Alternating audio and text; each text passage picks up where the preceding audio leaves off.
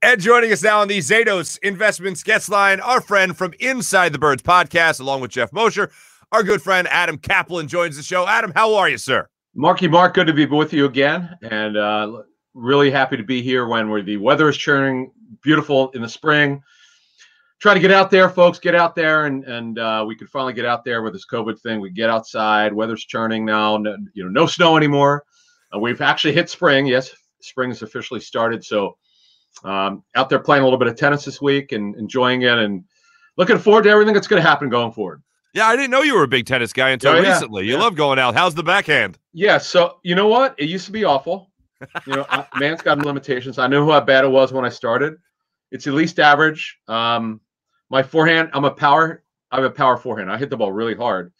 I'm pretty accurate, but my serve is horrendous, and that's what I know exactly what the issue is, and I will continue to work on it. Well, I'll tell you what. I knew all this already because I watched your combine tape, and you're honest. Right. You're very honest. Tennis combine. Oh my god! Exactly. They'd throw me out.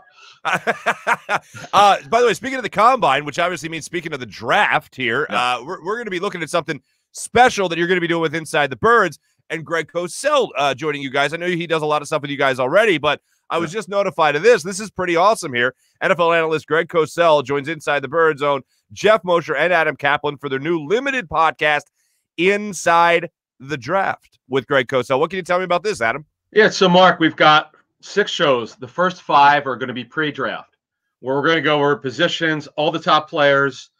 Obviously, because we are mostly an Eagles podcast, we're going to hit a lot of Eagles stuff because that's why people want to listen.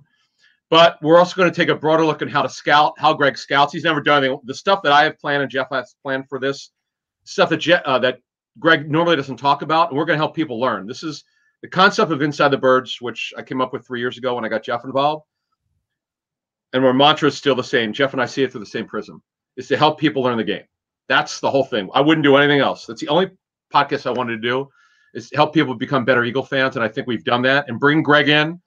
The love affair that our fans have with Greg kind of shocks me because most people hate Greg. No, but our fans, our listeners love him, and it was a no-brainer. So we got a deal done with Greg, and then we're going to do one post-draft show with Greg, which will review all the Eagles picks, how they fit in scheme-wise, offense and defense, and then we'll also do like we did last year. We did a divisional series. We broke down the Washington roster, the Giants roster, the Cowboys roster, and obviously the Eagles roster before the season started. People love that, and we'll do that probably in August. Okay. I look forward to it. I definitely have to do a crash course. College sports in general has been weird, like everything else during the pandemic, to put it plainly, to put it lightly, to put it simply. Yep. It's been really weird. So I will have to have some catch-up work done here. Outside the first round, Adam, I'm clueless. But while we're talking about the draft right now, is there somebody that you have your heart set on at number 6 for the Eagles right now? Who's the guy you're looking at or guys you're looking at that can most help the Birds at 6? Oh, gosh. I mean, they're in a position, Mark. The good thing is there's only 5 teams pick in front of them. So they're going to get, assuming they stay at 6, a phenomenal football player. They're just – I hate to say this because then people will hold it against me, but there's really no way they can miss on this one. Ooh. The list, Mark, is so good. And this includes quarterback, by the way, although it's highly unlikely they would draft a quarterback. Whether they go with Jamar Chase, who I don't know that he gets there. There are a couple teams ahead of them that could certainly draft a wide receiver. Whether it's Chase or Kyle Pitts, who's from the Abington area, who's phenomenal, who's what we call an OW, an offensive weapon. He's really not a tight end. He's not a traditional tight end. He could be used as one. He would fit in incredibly well because they need passing options. Those would be the 2 guys that I would look at. There are plenty of trade for sure. And then the other fact, we broke up for just 1 second. Plenty of what? Trade down possibilities. I'm talking about if they traded down. It's really deep in terms of receiver and other positions. Cornerback, by the way, and the Eagles need 3 outside corners, not 2. They need 3 by the time the season starts.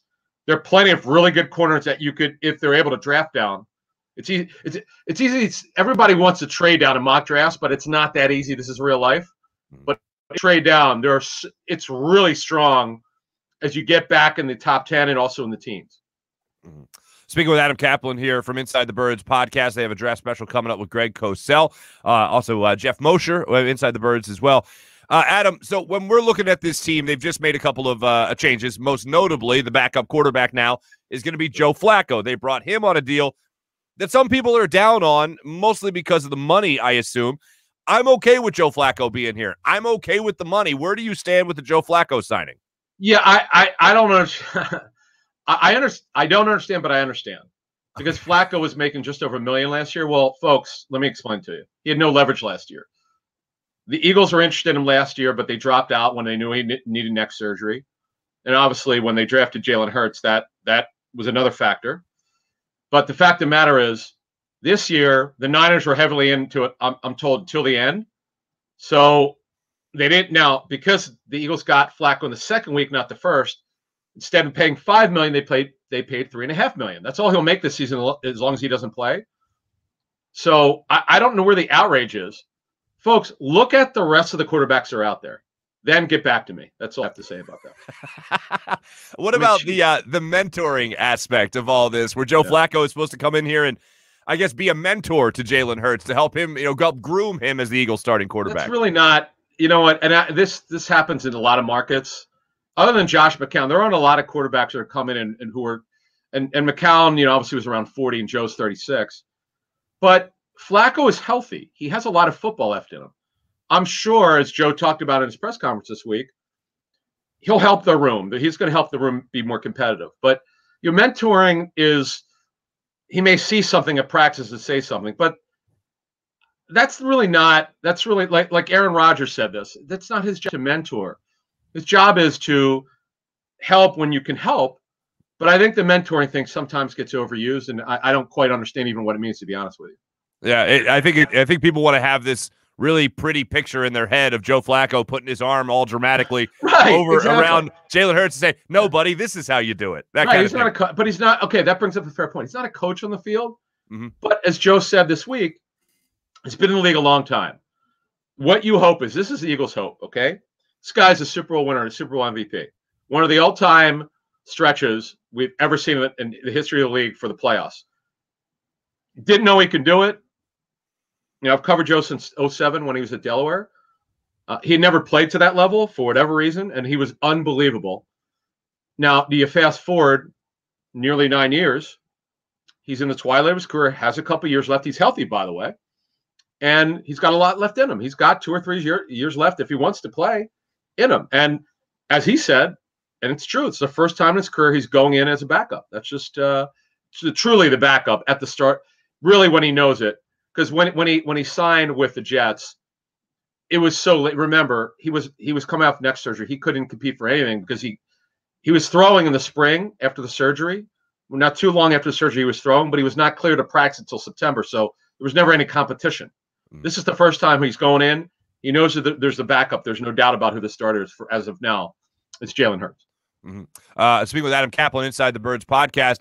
We had Nick Sirianni, or not Nick Sirianni. We had Connor Barwin on the show yesterday, Adam, and he had talked about Nick Sirianni bringing this kind of new energy. And I know the number one talking point surrounding Nick Sirianni right now is press conferences and how he handles himself in press conferences. What can you tell me, and I've been meaning to ask you this for a while, what can you tell me about Nick Sirianni that might get some Eagles fans not necessarily excited right now because it's the offseason, still no games on? What can you tell me about him and the way you think he's going to coach this team? Okay, this is what gets me excited. I'm not an Eagles fan, so I don't care who wins or loses. It's not my job. But as someone who loves the game as I do, Mark, I love the passion, the energy. He's in your face. He's coaches hard. Okay, this is coming from coaches who've worked with him that I've talked to. This is the big one here. They're into player development, this staff, is what I was told. I know Doug Peterson won a Super Bowl. You can't take it away from him. Overall, he did a very good job. But the lack of development of their roster over the 5 years he was head coach, it's a problem when Doug was the head coach. So that should change. Player development's going to be bigger. And don't forget about this. There's another nugget, which people, if they think about it, they would probably realize this. This guy's a former receiver. Kevin Patullo, who's his right-hand man on the offensive staff, is a former receiver. They've got Aaron Moorhead, a former receiver who's coaching the receivers. If they can't develop this receiver group, I give up. That's where it is. All right. Easy enough. I need to see 7 touchdowns from J.J. Arcega-Whiteside. Yeah, that's a hard one. Now that no, I'll tell you what. If they get something out of him, if he's their 4th receiver, gets 35 catches, I'm in. Okay. I'll be in for that as well. Adam, continue to look at this team right now, and we're also looking at the draft and everything that could be going on with that with Greg Cosell when you guys talk to him, and the Inside the Birds, Inside the Draft with Greg Cosell special you guys are going to be doing in the limited podcast. When we look at this team as it is right now, one of the biggest questions is revolving around Zach Ertz and what is ultimately going to happen.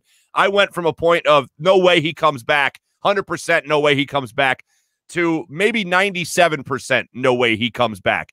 Where do you think they stand right now with Zach Ertz and possibly returning next year to the Philadelphia Eagles? Well, Mark, it would be hard to imagine that he would be an Eagle in the fall. As I understand, there is interest in him elsewhere, but the Eagles are not getting anywhere close in an offer that they would be willing to accept anything for Zach yet. I can't emphasize this point enough. On Carson Wentz's contract, they had major urgency because there was some guaranteed money that would convert to fully guaranteed money by a certain date in March. So they really wanted to move him before that money became due, and that's what they did. So looking at Ertz, there's no guaranteed money. All he's owed is base salary. There's no dates. They don't have to worry about anything. Now, you want to do right by Zach. You don't want to have him out there until June or July, and it shouldn't take that long. And if they have to take this up to the draft, then they'll take it up to the draft. It's really not a big deal. But I totally would understand why Zach would want this situation resolved. It will get resolved. He will not be an Eagle whenever that's going to be, whether it's in a week from now, 2 months from now, 6 months from now. He will not be an Eagle in the fall. The reason is, with Zach on the roster, you're kind of forced to be 12 personnel again, which is 2 tight ends, 2 receivers. You want multiple. Dallas Goedert's the guy. From what I understand, the staff is very high on him. And Zach has some time. He clearly has some left in him. The problem was last season he wasn't healthy with that high ankle sprain. He wound up having surgery. So he needs to get back to where he was before the surgery. And I'm sure he's got 2 good years left in him. And talk about a guy who would mentor. He's just such a leader. What a great Eagle. He should go in the Eagles Hall of Fame. Just obviously one of the best tight ends in Eagles history.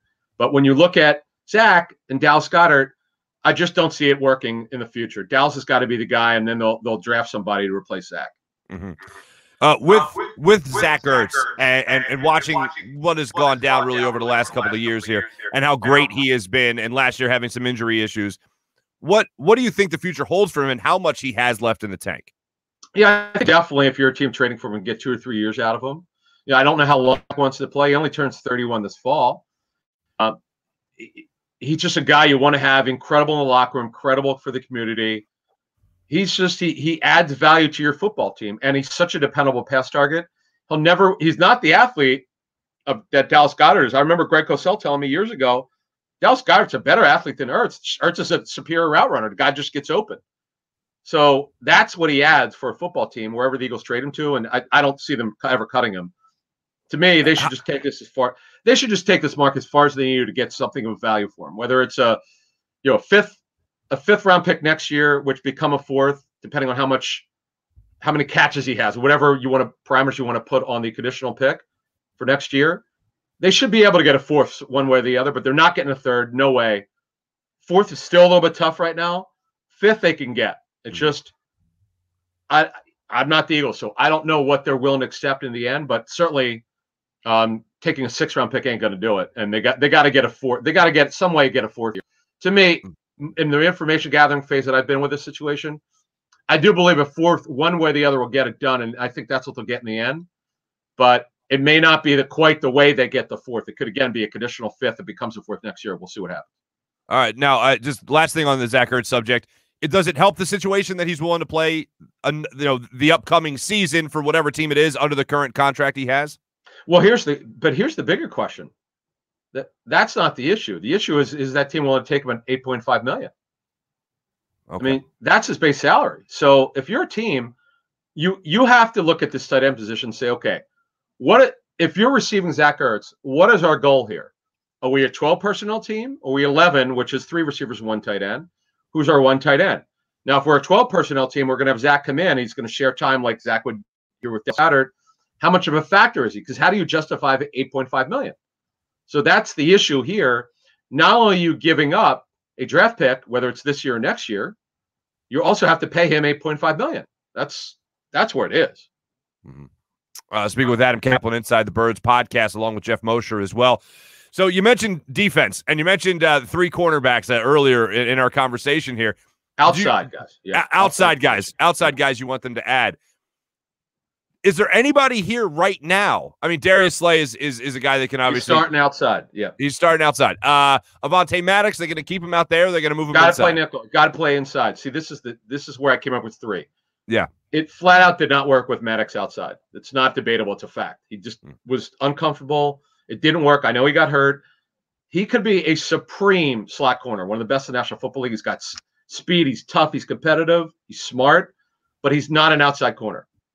Just didn't work out there. If you put him in the slot, they don't have an outside corner who's ready to play. Craig James is a 4th or 5th corner who could play inside or outside, but he's not a starter. Michael Jacquet had flashed a little bit, then reality hit him. He's a 4th or 5th corner. That's all you have. So that they have to. Kevon Seymour is a 4th or 5th corner. You've got to go out and get 3 outside corners. They may disagree. They may say 2, but that's where that is. Because if you've got Slay, and plus remember now, Slay's 30. And that's another part about this, which people, have forgotten about. Darius Slay, he was a little bit inconsistent, particularly against the better teams. Overall, he played solid football, but they need him. They need him to play pretty much elite football because teams are going to go after that secondary. Man, he just turned 30 in January. So look, in 2 years, that might be it for him. So, you don't want to wait till it's too late, Mark. You got to start getting those outside corners and do that right now. Certainly. While we're talking defense, what can you tell me about Jonathan Gannon? We talked about Nick Sirianni, the energy he'll bring. Is it a similar type of thing? Jonathan Gannon, I know a lot of people were freaking out about the way he hugged his latest addition to the secondary the other day. Yes, So what can you tell me about Jonathan Gannon? All right. People probably use this against me if I'm wrong, but based on the coaches I spoke with him around the league that know him really well, not only will he be a head coach of the National Football League in the future, my prediction, now it's up to Howie Roseman in the front office to get him better players on the back end and obviously at linebacker. But my prediction is it's going to go well for him, and he'll only be here 2 years. He'll become a head coach after his 2nd season here. Again, I'm going to go out there on a limb here. I just know who I spoke with, who these guys shoot me straight. Some of these guys that I speak with will always tell me the negative stuff if there's stuff, but I haven't heard a damn thing negative.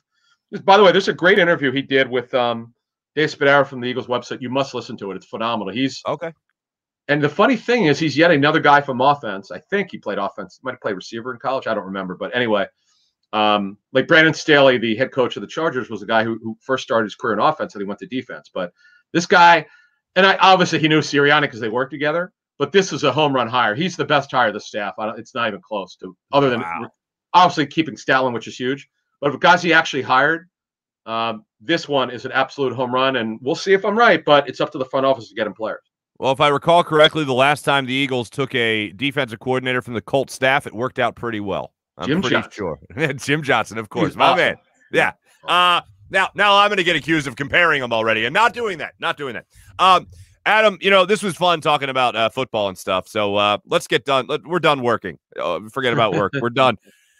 George Hill, is he enough for the 76ers at the deadline to help bolster this team? What do you think of George Hill being added to the Sixers? Mark, I'm so glad they did not trade for Lowry because of what reportedly my friend Brian Windhorst supposedly reported. I didn't see it. Someone's just aggregating what he said.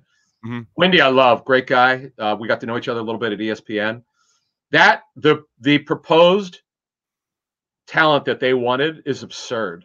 Just in terms of first round compensation and players. That's 35. How old is Lowry? 35? He just turned 35 today. And it doesn't he have an expiring contract? Or, excuse me, yesterday. He does, and he wants a 2-year deal after it. Forget it. I'm not doing that. I'm just not doing it. It's not worth it. Look, the Sixers certainly, I've said it all along, they need another outside shooter. There's no question about it. They need one more guy. J.J. Redick's had this heel injury. He's also older. But as much as I like Tyrese Maxey, he's just not ready yet to be the backup point. He's just not. He needs a summer league. He needs a training camp. But he's so explosive and so gifted. He also needs to improve his shot. But he's a kid for the future you want to have on your roster. I'm so glad they didn't trade him. And what did they give up? They gave up. I mean, the kid Bradley. I mean, it's a great story. The backup center. Yeah. I mean, all of a sudden, as Doc Rivers said, he lost 20, 25 pounds in season. That's a great story. And boy, if they needed him lately, when Embiid comes back, he wouldn't even touch the floor. Right. This is a great trade. Now, George Hill, I get it. He's had a big injury history. They just need 20 minutes out of the guy. And what it'll allow them to do is move Simmons to the 4 if they want. There's a variety of lineups you could have when you put George Hill in the game. You have Simmons in the lineup. There's a lot of flexibility. And he could, by the way, he could shoot to 3. I mean, this kid, George Hill could shoot to 3. So he'll help. And he's experienced, and that's what you need. Maxi's just not there yet as a 1. He's just not there as a lead guard. But he is fun to watch, man. He had a play the other night. He just blew by the defense. He's a fun watch. So look, the Sixers, I'm so glad that they did not give up the farm for Lowry. To me, it would have been a mistake. You always got to think about the future as well. You just can't sell out and give up the farm for a guy who's probably not going to be in your basketball team next season. So I'm glad they didn't do it.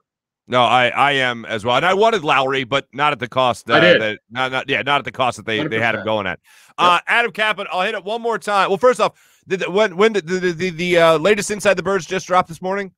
Yeah, Moshe and I dropped it on Thursday morning. We drop it 8. So here's what we do: every Monday and Thursday morning at 6 a.m. Eastern, we drop it.